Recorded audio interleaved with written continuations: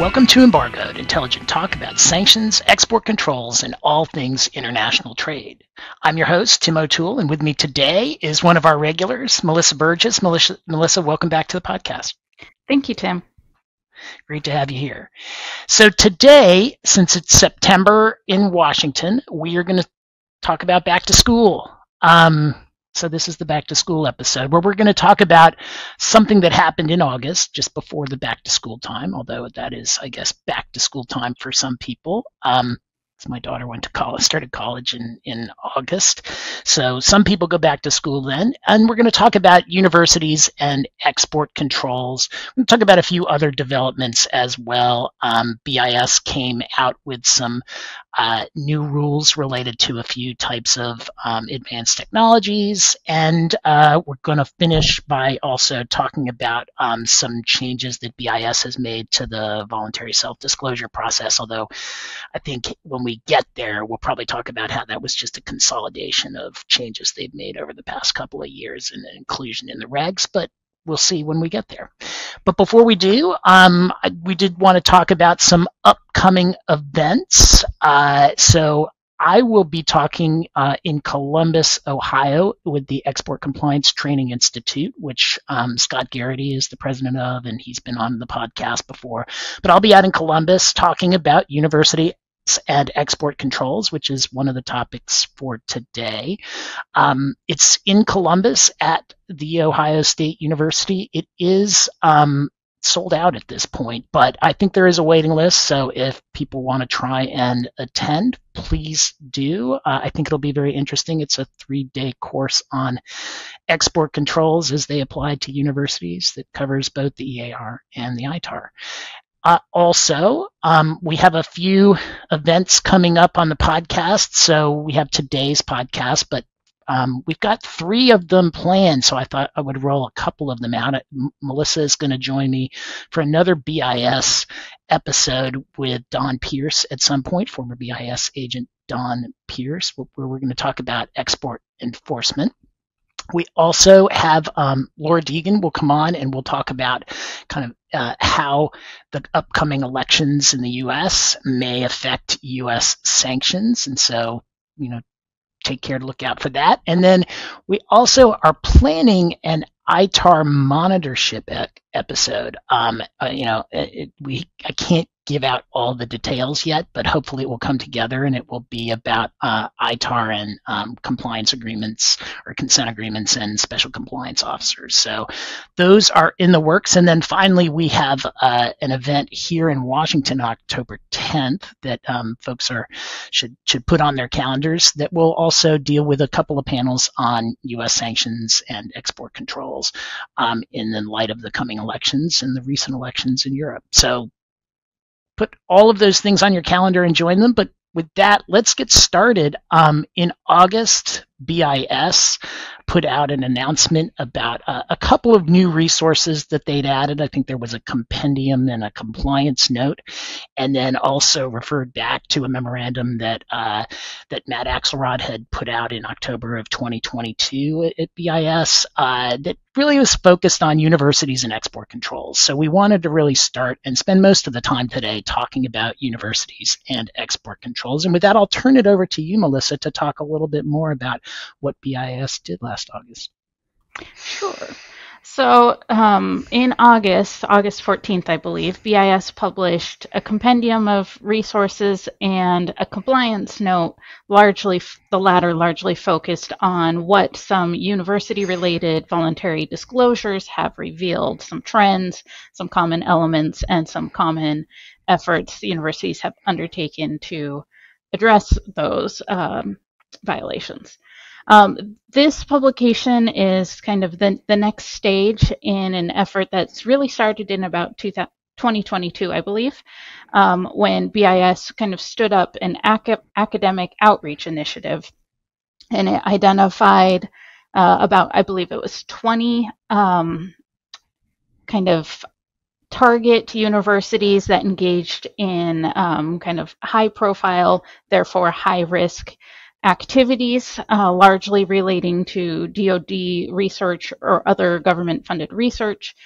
And with that initiative, BIS started going out to these universities, working very closely with them on their export compliance programs, providing guidance about threats, and using the information learned from that process, not only to help those universities improve their export compliance, but also to then take those lessons learned and help kind of the rest of the university system with their compliance efforts. Of course, BIS at this point has not managed to visit every single university in the U.S., I don't believe, but it's trying to provide all these resources now in a consolidated location so that everybody else can still benefit from this process.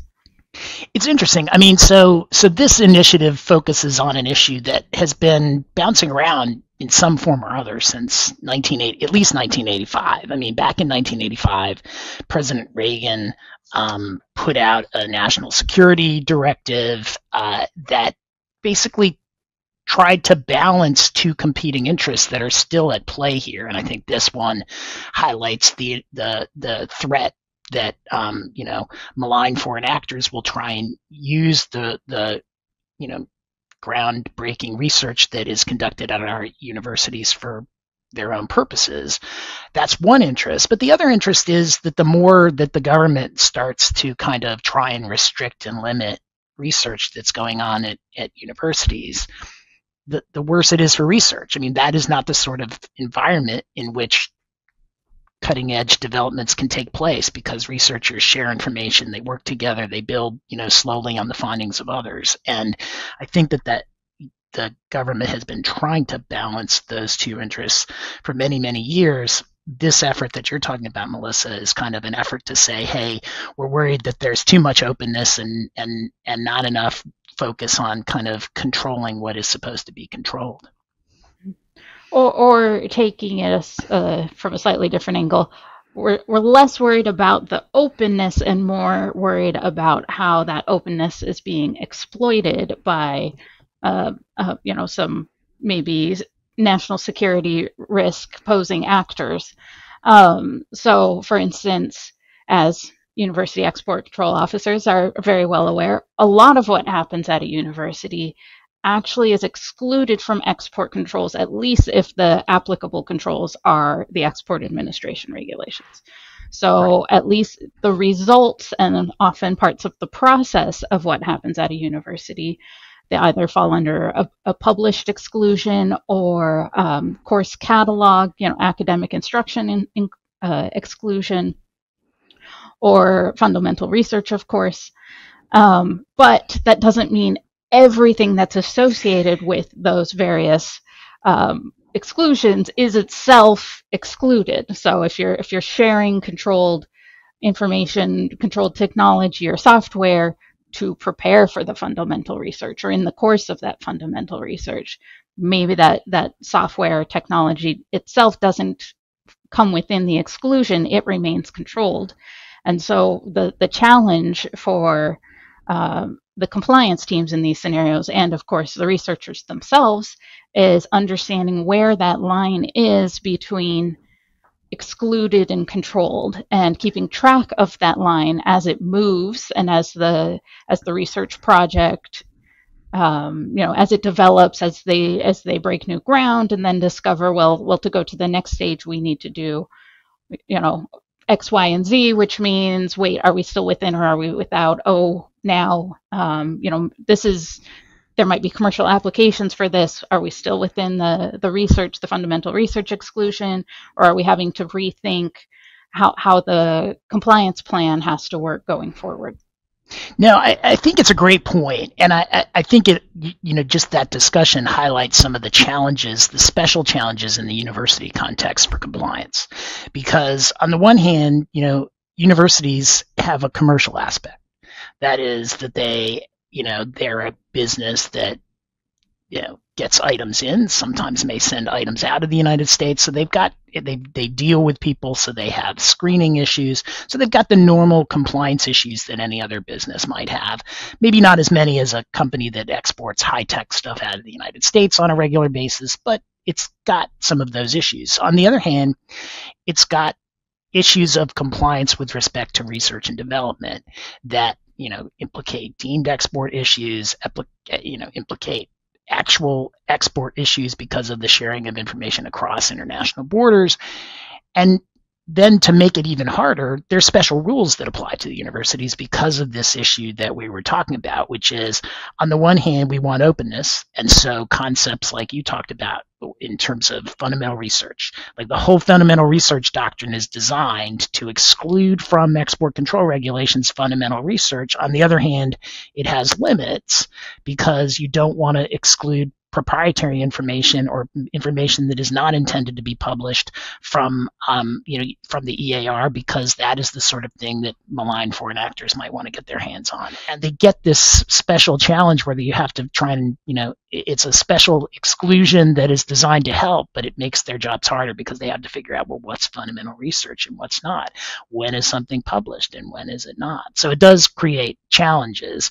And so this directive was kind of aimed to say, hey, universities, you've got export control obligations, even though some of the stuff is carved out. And we reminded you in 2022, here's some resources to help you, do your jobs better. Exactly.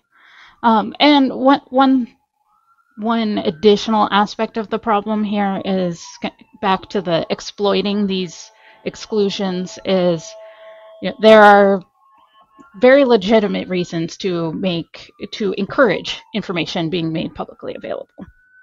But there are also, at this point, many parties on the entity list that can't have access to that research unless they encourage it to become publicly available.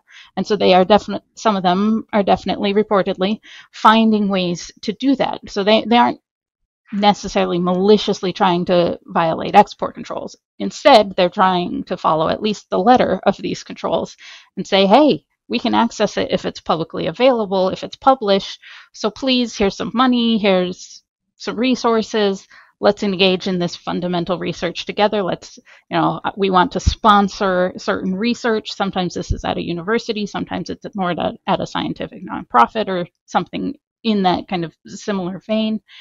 And then, on the one hand, well, it's not prohibited by export controls, but is it just high risk, or is there something else? And that's where, for a research institute, for a university, you may need to be thinking about not only the export controls, but are there any other federal laws, federal prohibitions that you have to take into account here?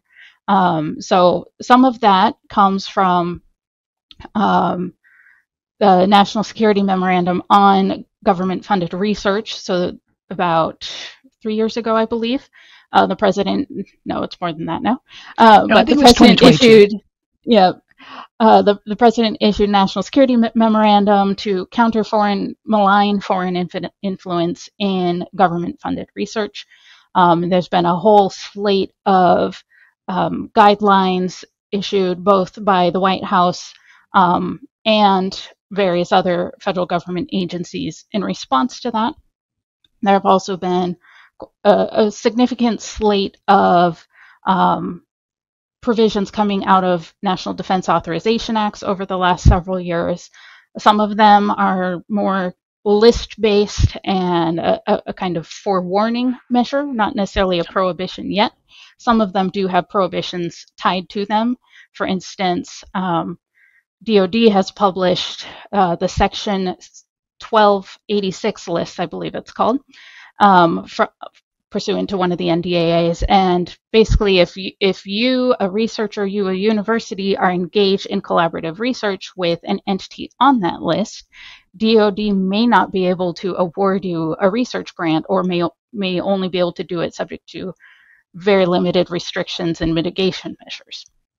So when you're a university export control officer, you're looking at the entity list and you're saying, oh, maybe this entity is on there, maybe it's not, maybe we see an affiliation, but it's not itself the entity listed entity. Maybe you've cleared a sanctions check, no concern there, but you now have this red flag of, well, maybe not prohibited from that perspective, but maybe we need to look into it from these other perspectives, because maybe it's the research grant or whatever it might be isn't directly related to that DoD program, but you still have that concern underlying it because maybe it will impair your ability or the team's ability to apply for those programs. So a lot of not competing, but a lot of interconnected issues that tend to go beyond export controls. But that's one of the drivers for these consolidated notes, trying to help people have a single place to look as a starting point of what else do I have to think about? Where else do I go once I'm starting to leave it's not subject to the Export Administration regulations. Right, and I think you raise a great point, which is, and I think it comes up a lot, more often in our practice, is that export controls laws often overlap with governmental contracting laws. And so I think that is a great example of one area where universities that are working in the government contracts sphere and get government funding may have, similar but more similar but different rules that apply to who they can and can't contract with. I mean, the export control laws, particularly, the entity list, will place restrictions, and some of the lists under the export control law, such as the Chinese military end user list, may also place similar restrictions, but then the government contracting regulations sometimes have their own list that if you're in this sphere and you're getting government funding, you've got to pay attention to.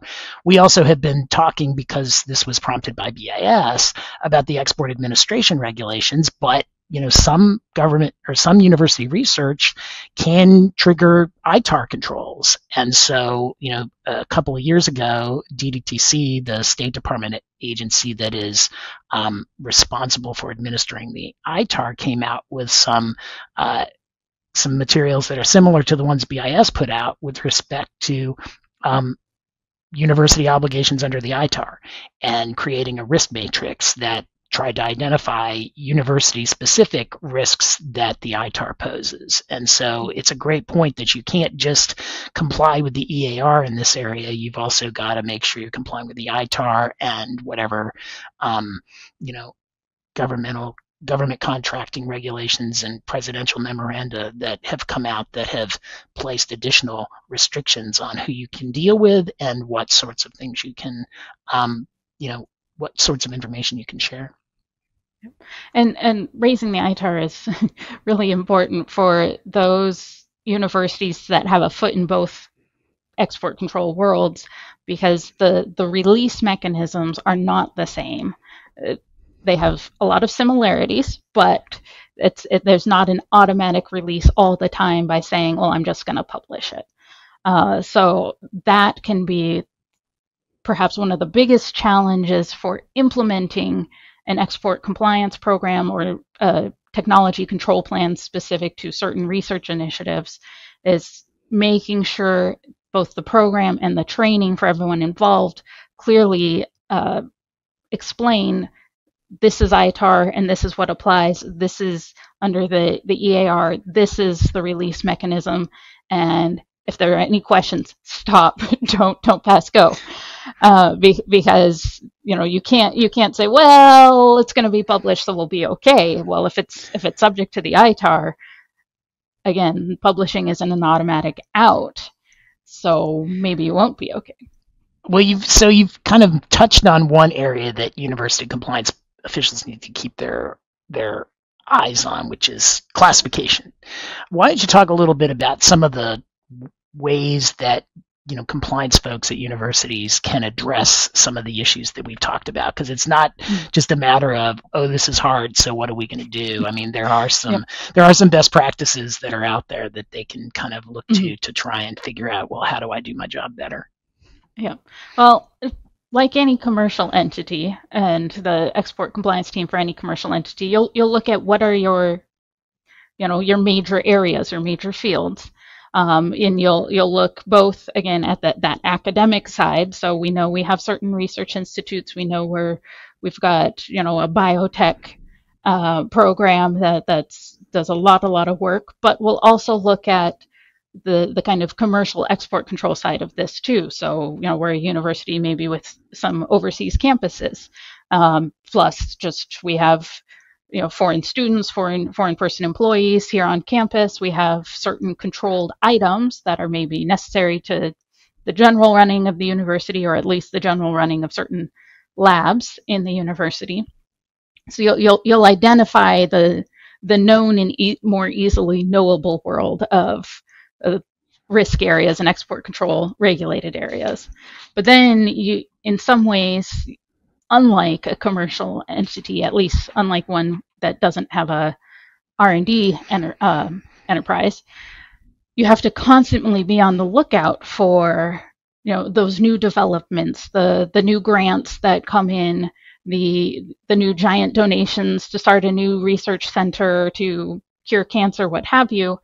And then the minute you have awareness of that, you're going to be thinking about what are the export controls that are going to apply, what are the risk areas, how do we design a new program if necessary, hopefully, how do we adjust our current program, create a new technology control plan for this specific research project, and make sure from the get-go that everything will be compliant with applicable export controls, and you're not dealing with oh no, we discovered after the fact that Professor blah blah blah and his research assistants have been up to this very cool stuff, but they just assumed nothing to worry about. Right, and I'm guessing that their export compliance officials at universities have lots of stories like that because, my dad was a professor for 40 years, and professors are notoriously not aware of various rules and regulations because you have tenure and you have academic freedom and you're not used to dealing with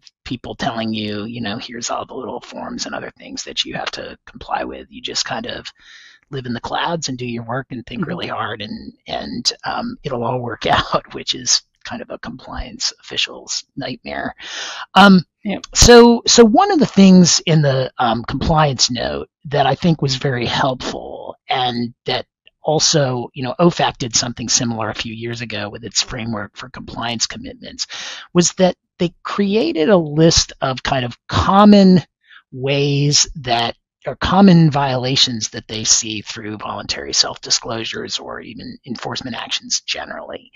And some of them I wasn't surprised at. So, entity list entities. I mean, we see it all the time outside of the university context that we have, that there are U.S. company dealings with entity list entities, and that creates an issue because most entity listings require a license for anything that's subject to the EAR, and some very low-level technology can be subject to the EAR. Even if it's EAR 99, if you have to get a license to provide EAR 99 technology to someone, you're likely going to run into licensing requirements if you talk with them at all about research, unless it's all fundamental research, which it's often not going to be. There's going to be some things about how to use items or how to develop items that is very low level, but it still could fall within the scope of licensing requirements. So that didn't surprise me. Deemed exports, also hard, to a hard concept to grasp and to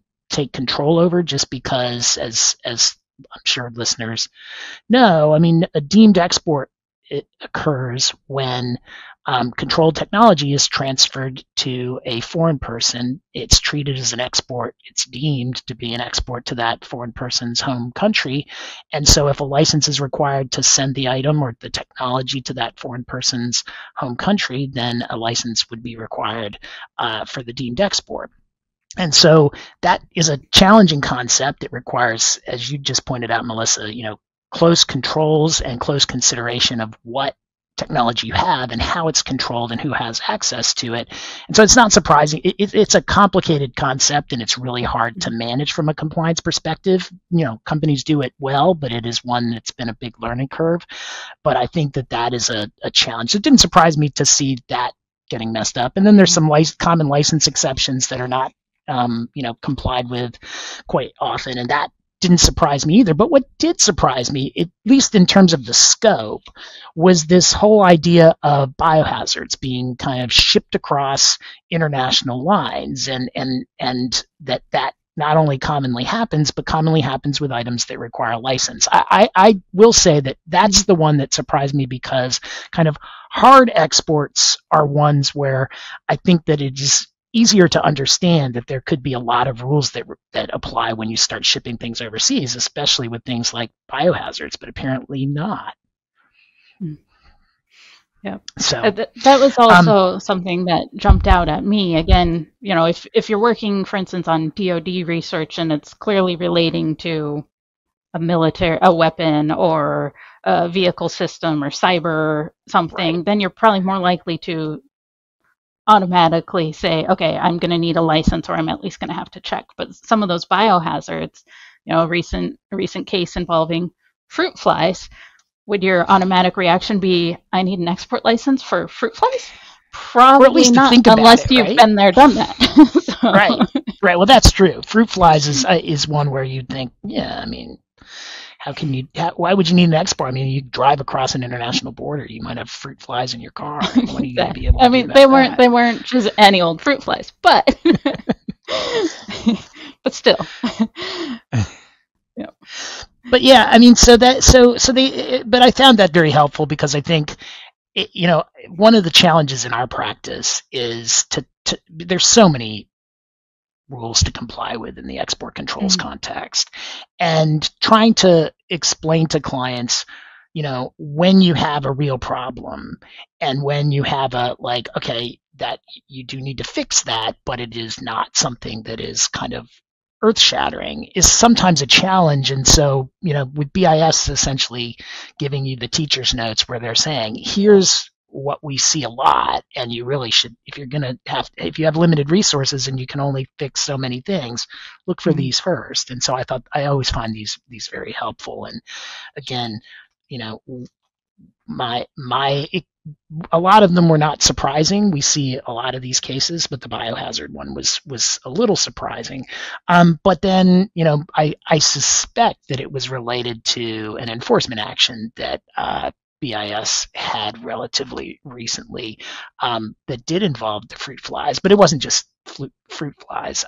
It was the subunits, and also the relationship between the fruit flies and ricin. Yep. Yes, if you want to export genetically modified fruit flies, better stop and check the export administration regulations and special agent and toxin controls, among other things. Yeah, but I think that enforcement action emphasizes that universities are under more scrutiny. They've got, particularly with respect to these types of actions, you've got to make sure your compliance program is sufficient for that. Anything else you want to talk about with respect to universities, or should we turn to the new plurilateral approach to controls on advanced tech? I think we can keep moving on, because actually there are some tiebacks to research in those new controls.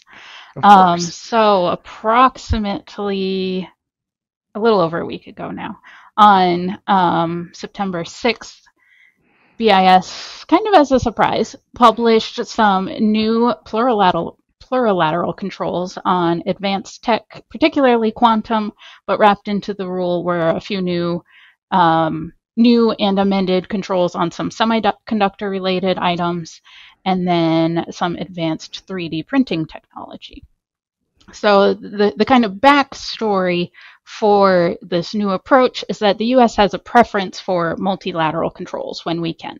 We prefer to implement controls that are also being implemented by our partners, because they're more effective if more countries have similar controls and are enforcing them similarly. Of course, the big multilateral group is the Wassenaar Arrangement.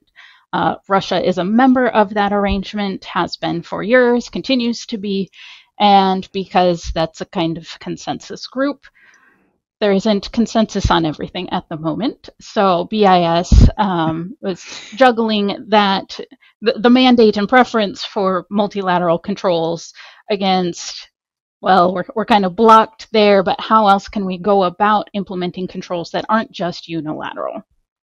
So back in March at the Update conference, they lightly previewed that they were exploring a new plurilateral control idea. And then this recent publication really introduced that idea for advanced tech. So plurilateral is essentially BIS has identified that some other country or countries have implemented similar controls on these items. And therefore, we are also implementing these controls on these items. The countries vary depending on the item so far. United Kingdom and Italy, I believe, have implemented similar controls on everything that was part of this rule, but some of them, there's a wider range of countries. I don't think the list gets beyond 8 other countries. So it's a pretty small world of plurilateral controls. But BIS identified, okay, we're going to implement the controls this way. We are going to create a new license exception for those countries that have similar controls. And so it's license exception implemented export controls, or IEC. And then we're going to try to make an easy way to amend that list of eligible countries to encourage other countries to get on board. So instead of baking that list of eligible countries directly into the EAR, BIS has it on its website with an incorporated by reference explanation so that it can easily adjust, for this ECCN, now France is eligible for that one, now Australia is eligible, and go from there. Of course, the challenge there is now you have to remember, you have to step outside of the ear for a minute and look at that other list, because it's not one of the existing country list supplements in the EAR. But again, it's a fairly limited world of countries that are eligible. But BIS didn't just stop there with this, so they implemented 3 different exclusions from these controls for software and technology, and then they also implemented a new general license.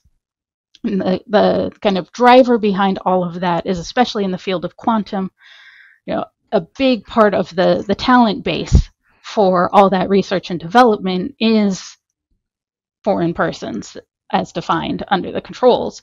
So we don't want to just shut off any US advancement in those areas. Instead, we want to find a way to keep that research and development going, continue to employ the foreign talent, make sure, again, they can come and study at our universities and be engaged in these research projects at universities.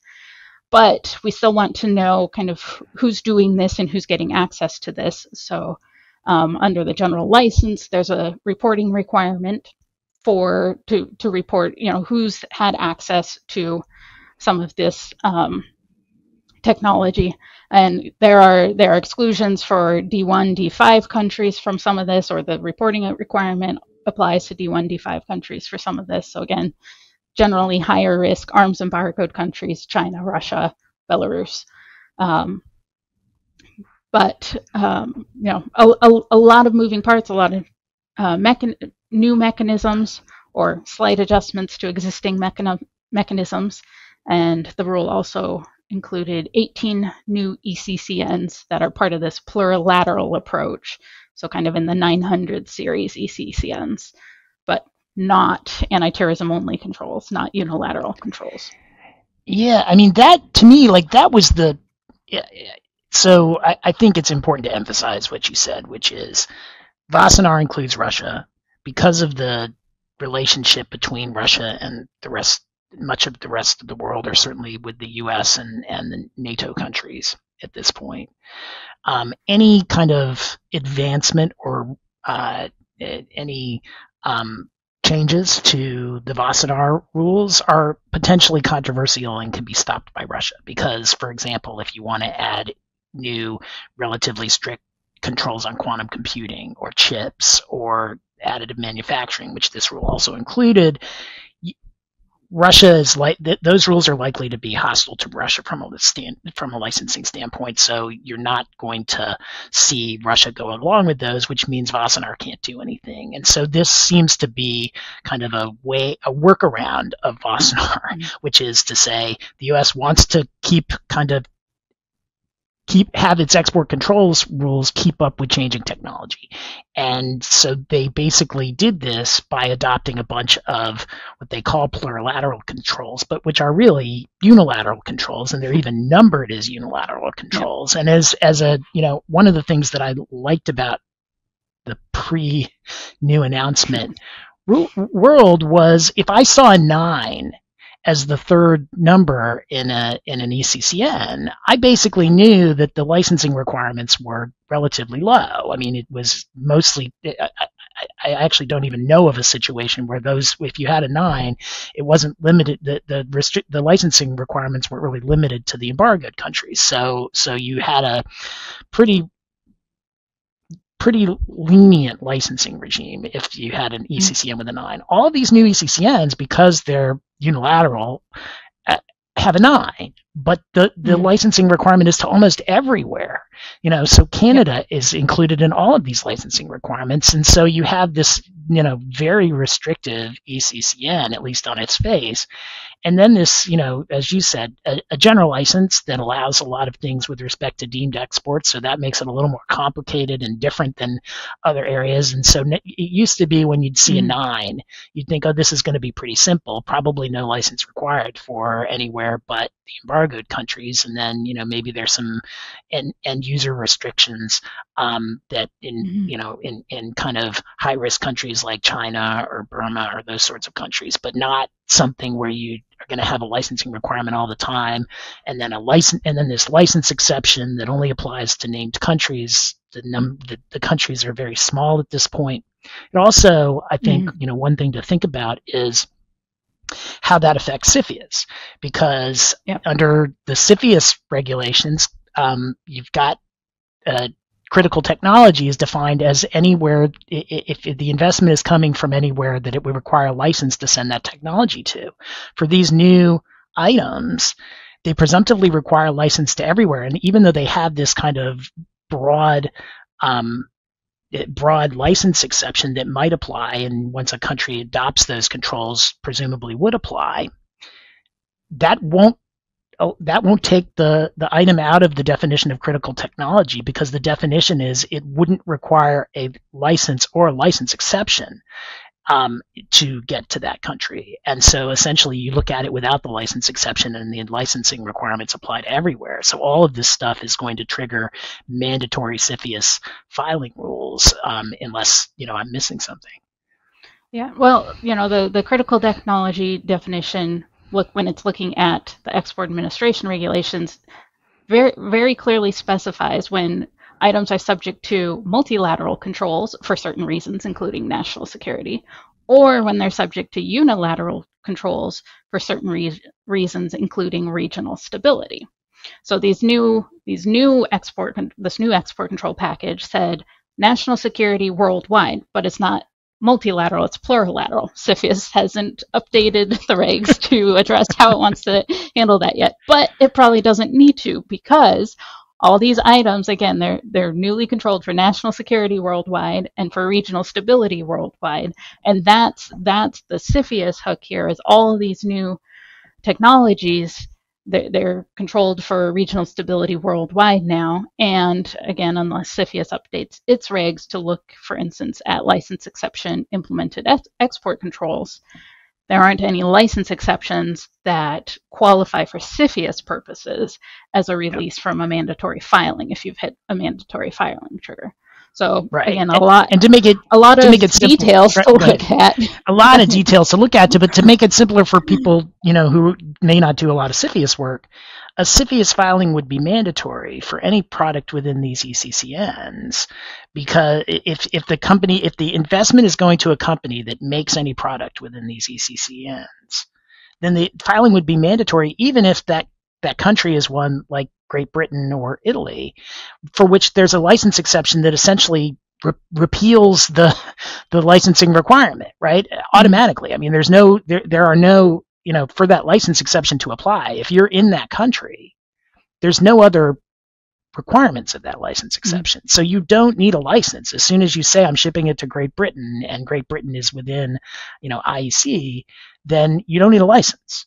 But from CFIUS purposes, that like unlikely to matter, which means that even if you don't ever need a license to ship it to Great Britain and you've got foreign investment coming in from Great Britain, you may well have a mandatory CFIUS filing, and it's set. And my hypothetical may touch on the whole exempted investor provisions, so set those aside. But in a normal case, you would need to go file a mandatory CFIUS filing for all of if your company makes any of these products, to get investment from a country where you could ship these products without a license because of the license exception. Yeah, and I think it's interesting or we'll see what happens in the long term, I guess, because this is just phase one of controls on advanced tech. There are a lot of other, emerging technologies that BIS could choose to control this way. So even if you're not in a quantum or semiconductor or advanced 3D printing field, down the road, there may be similar controls that will have these same CFIUS implications and these, same very limited license exceptions and exclusions. So is it a whole new world? Not quite yet, but it may get there. We'll see. at least for advanced tech that falls under that emerging technology bucket. So something nice about export controls is that you learn something new every day, and so they've totally taken us off-road. They're kind of going around Wassenaar with plurilateral controls, which aren't unilateral and aren't multilateral, but there's something different. So something in between. Yep. All right, so why don't we turn to the last item that we have on the agenda, and that is the new kind of BIS voluntary self-disclosure and enforcement rules that they have come out with, really, I think a couple of weeks ago. Yeah, actually, Friday surprise again, I believe here. BIS release a new final rule effective immediately as of Monday the 16th. Part one of the kind of two themes is that BIS implemented a lot of the policy documents it's issued over the last couple of years, baked everything into the regulations so that you have a one-stop shop to know how BIS is approaching export enforcement, but also to give them the weight of actually being in the regulations as opposed to out in various policy statements. So that kind of consolidation process, it's formalizing the fast track voluntary self-disclosure process for minor and technical infractions. So as long as a company determines that there aren't aggravating factors in whichever possible violations it discovers, it may be able to use that fast track process now. And that's a 60-day review timeline generally is what BIS tries to complete review of those disclosures under. And generally those are resolved without imposition of a monetary penalty. One other aspect of that fast track minor technical violation process is that unlike the other bucket of export violations, you're not required to submit a disclosure immediately upon discovery, or at least an initial disclosure immediately upon discovery.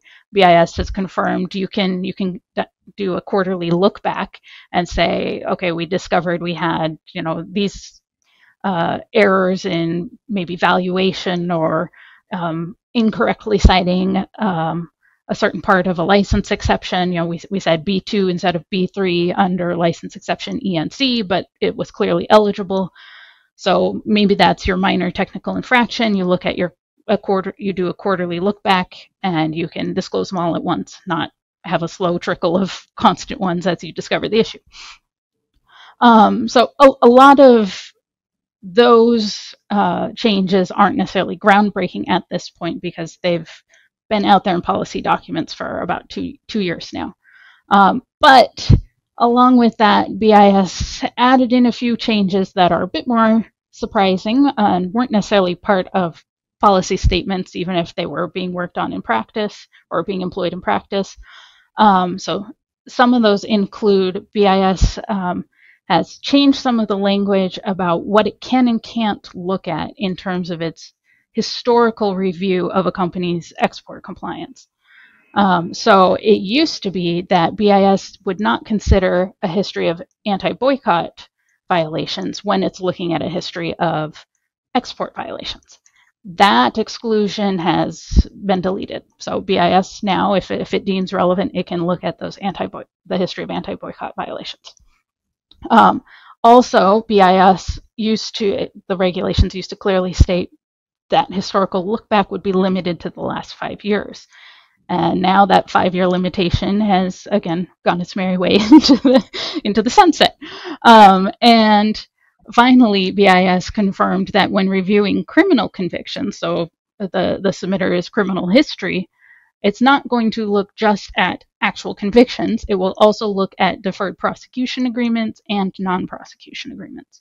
So that's kind of a big change, at least for companies that find themselves in that area. And another one that could have some major implications for some companies with big violations going forward is you're no longer able to set aside part of your penalty to shore up your compliance program. So a lot of historical resolutions that have been published, you'll see that the penalty assessment is this much, but we will waive X% of it or this amount of it if you spend all that money on your compliance program over the next year or 2 years, whatever the time period would be. So now BIS is saying, no, you don't get an out to spend this money now and not have to pay the penalty. You should have spent it anyway, so why would we reduce the penalty amount to allow you to spend that money? And then on that penalty side again, kind of like CFIUS in a proposed rule a few months ago, BIS is looking at the penalty amounts and saying, some of these aren't a big enough deterrent.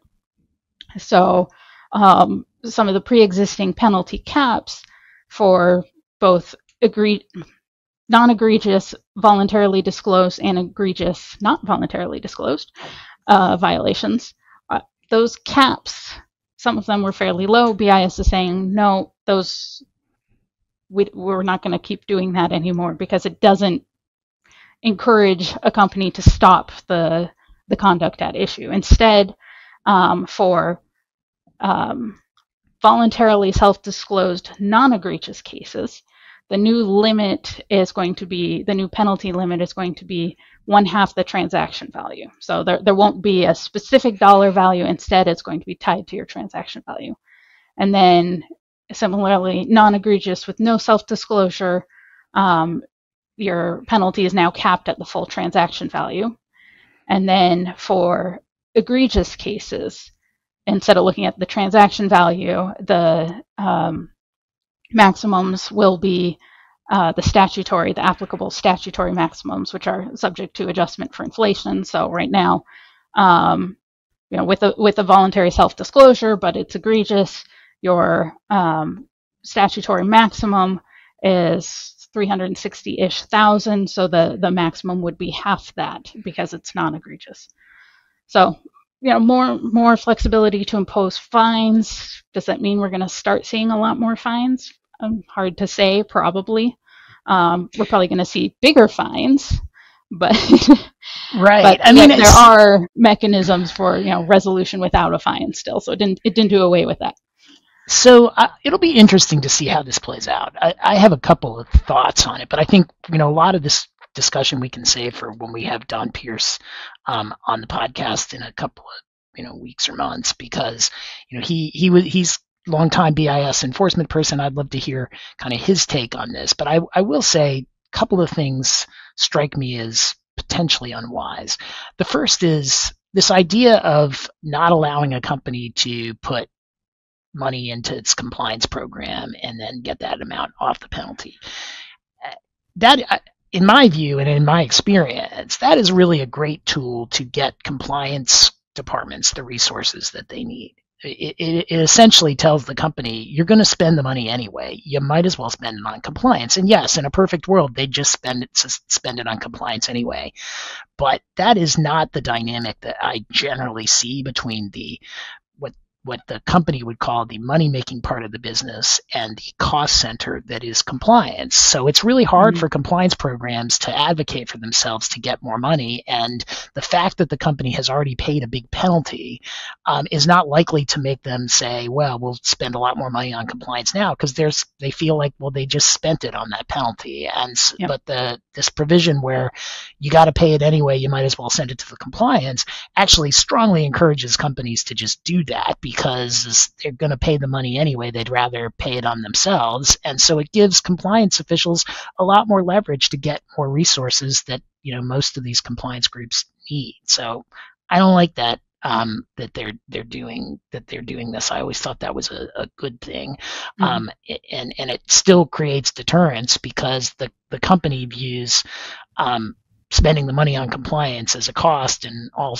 views it in the same way that a penalty was a cost. So that was one of those things where it wasn't broke. I'm not sure why you're trying to fix it. Yeah. I did see some of the examples they gave with respect to when penalties are too low, and they might have a point there. I have to say, though, I think the example that I saw was you had a $100 million transaction, but because of the way that if you had a voluntary self-disclosure and the conduct was non-egregious, the cap would be much lower than 100 million. I think it was 125,000, because essentially you were capped at half the statutory maximum,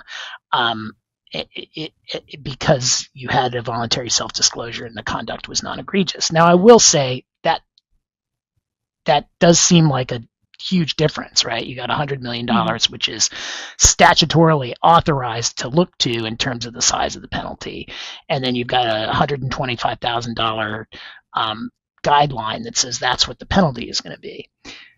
That said, I'm just not seeing a lot of non-egregious, voluntarily self-disclosed cases where the penalties just aren't high enough, because you want to the reason that number was so low was because you want to encourage self-disclosures.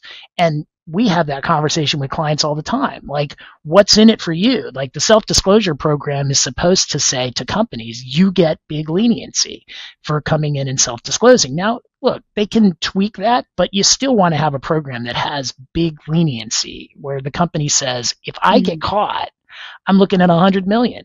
If I disclose, I'm looking at some number a lot lower than that. I'm going to disclose, because I don't want to be holding the bag.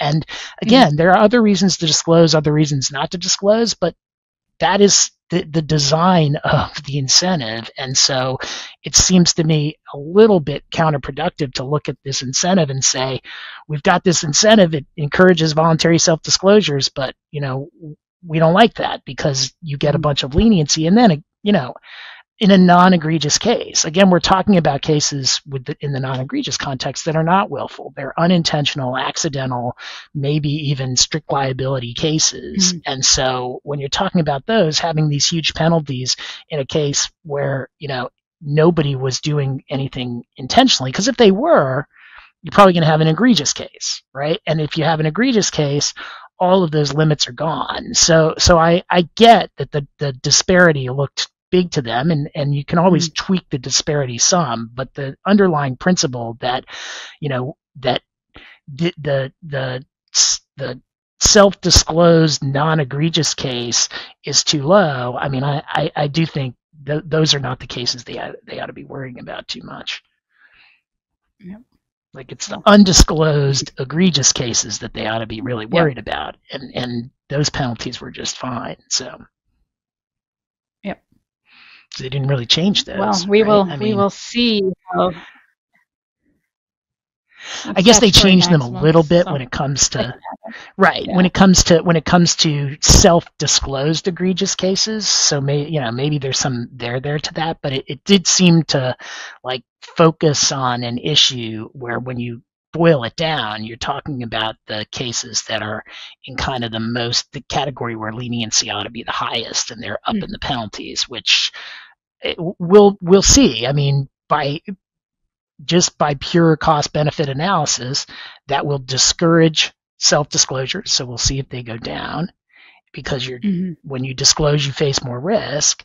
And it will do it, in the cases where you're just not as worried about the behavior because it is not egregious. So we'll see how it plays out. But it seems like getting tough on the least serious cases is not the right way to go. Yep.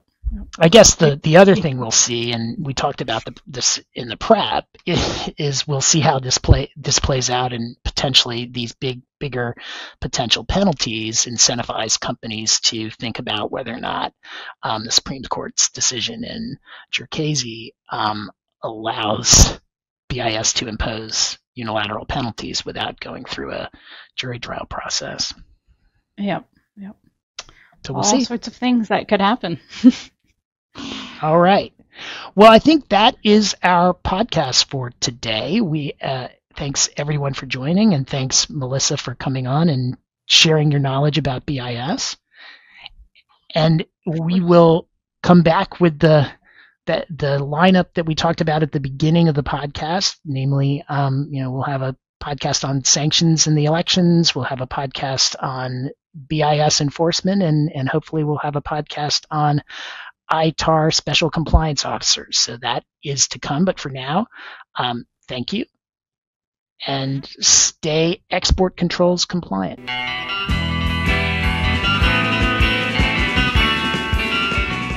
Produced by Heartcast Media.